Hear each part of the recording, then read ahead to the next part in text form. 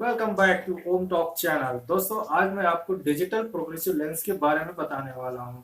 Progressive lens के बारे में तो आप जानते ही होंगे, लेकिन काफी सारे ऐसे डाउट होते हैं जिसमें प्रोग्रेसिव लेंस एडजस्ट करने में काफी दिक्कतें आती है।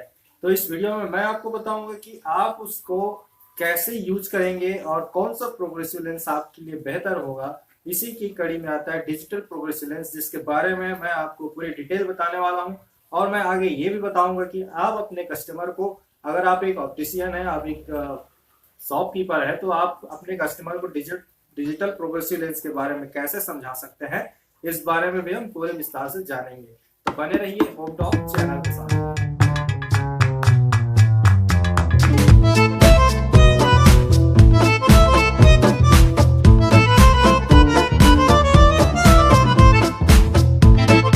नमस्कार दोस्तों, मैं ओम प्रकाश और आप सभी का स्वागत करता हूँ ओम टॉक चैनल पे। दोस्तों, जैसा कि प्रोग्रेसिव लेंस के बारे में आप जानते होंगे, फिर भी मैं दो लाइन उसमें कह देता हूँ कि प्रोग्रेसिव लेंस एक्चुअल में बाइफोकल लेंस टाइप का ही होता है, लेकिन उसमें बाइफोकल का गोला नहीं होता है। वो सीधा एक सिंपल प्लेन लेंस में ही सभी पावर मिलेंगे आपको, दूर और पास का। जैसे बाइफोकल लेंस में मिलता है नियर और डिस्टेंस, वैसे ही प्रोग्रेसिव लेंस में नियर एंड डिस्टेंस दोनों मिलेगा। लेकिन सबसे इसमें खास चीज होती है कि इसमें मिडिल पावर भी आपको मिलता है, यानी कि मिडिल डिस्टेंस जो आता है वो भी आपको देखने को मिलता है। जिसमें सबसे ज्यादा अच्छा यूज करने के लिए कंप्यूटर यूज अक्सर होता क्या है कि जब हम डिस्टेंस देखते हैं तो डिस्टेंस हो गया, और नियर के लिए अपना वही 1.5 फीट का जो दूरी होता है पुस्तक पढ़ने के लिए, मोबाइल देखने के लिए, उतनी दूरी आपके लिए होता है। लेकिन एक कंप्यूटर जब आप यूज करते हैं तो वो 1.5 फीट से ज्यादा होता है, यानी कि 2-2.5 फीट की दूरी में होती है। तो इस दूरी को आप बाइफोकल लेंस से, इसकी ये प्रॉब्लम आ सकती है, बाइफोकल लेंस में क्लियर नहीं हो पाता है, क्योंकि बाइफोकल लेंस जो होता है यह डिस्टेंस को अच्छा दिखाएगा और नियर को अच्छा दिखाएगा। लेकिन प्रोग्रेसिव लेंस अगर आप यूज करते हैं तो आपको कंप्यूटर यूज के लिए भी बेहतर साबित होगा। ओके फ्रेंड, तो यहाँ तक तो हम समझ गए कि प्रोग्रेसिव लेंस और बाइफोकल लेंस में अंतर क्या है और प्रोग्रेसिव लेंस से फायदे क्या है।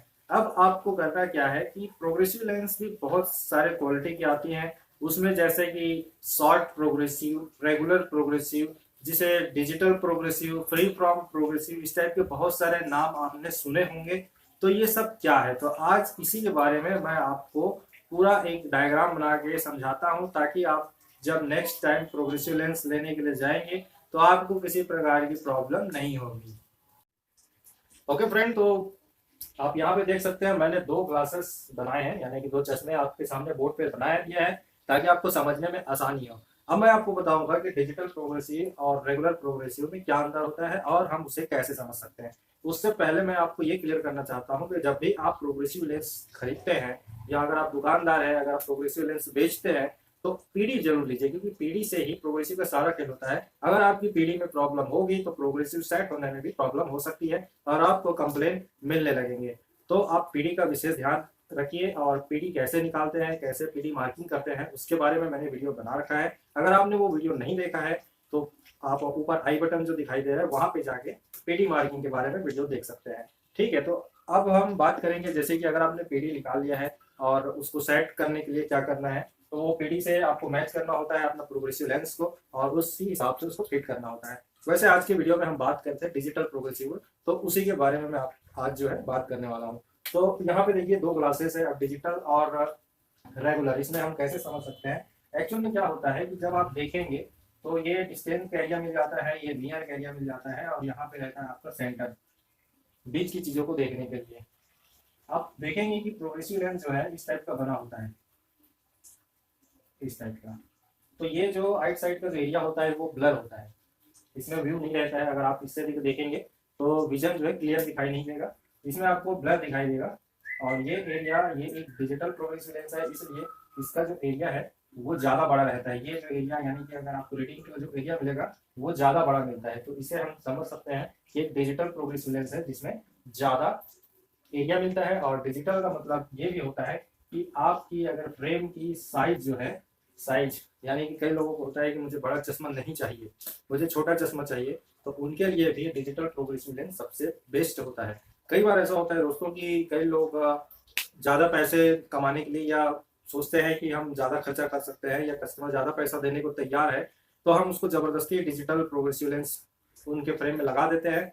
और बल्कि कस्टमर का जो फ्रेम साइज है वो काफ़ी बड़ा है, फिर भी आप उसमें डिजिटल लगाएंगे तो उसमें प्रॉब्लम आ सकती है। इसलिए आप फ्रेम के फिटिंग हाइट को भी देखिए। फ्रेम की फिटिंग हाइट आपको पता होगा, एक साधारण से आप स्केल में उसकी हाइट को ले सकते हैं और उस हाइट के हिसाब से आप प्रोग्रेसिव लेंस को ऑर्डर कर सकते हैं। तो अगर फ्रेम बड़ी है तो डिजिटल प्रोग्रेसिव लेंस लगाने की जरूरत नहीं है, आप नॉर्मल रेगुलर प्रोग्रेसिव लेंस ही यूज करें।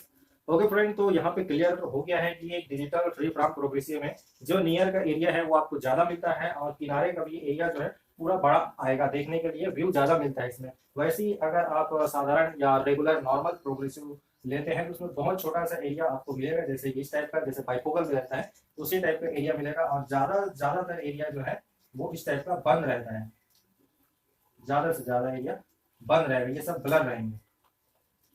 तो आपको सीधा विजन क्या है, इसी एरिया में ही फोकस करना होता है। तो ये था आपका रेगुलर प्रोग्रेसिव और डिजिटल प्रोग्रेसिव। अब आपको यही चीजें अपने कस्टमर को समझाना है, और अगर आप एक यूजर हैं तो आपको खुद को ये समझना है कि आपके लिए कौन सा प्रोग्रेसिव ज्यादा अच्छा होगा।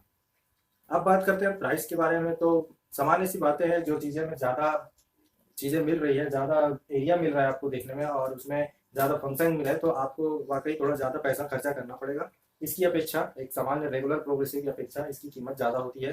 प्राइस को मैं खुल के तो आपको नहीं बताऊंगा, लेकिन मैं आपको इतना क्लियर कर देता हूँ कि बहुत सारी कंपनियां हैं जो लेंस बनाती है, और सभी कंपनियों के जो प्राइस है बहुत ज्यादा फर्क नहीं होते हैं, थोड़े बहुत ऊपर नीचे होते हैं। लेकिन एक अच्छी कंपनी का आप लेंस चुनिए जिसमें अच्छी कोटिंग हो और अच्छा लेंस मटेरियल मिले आपको।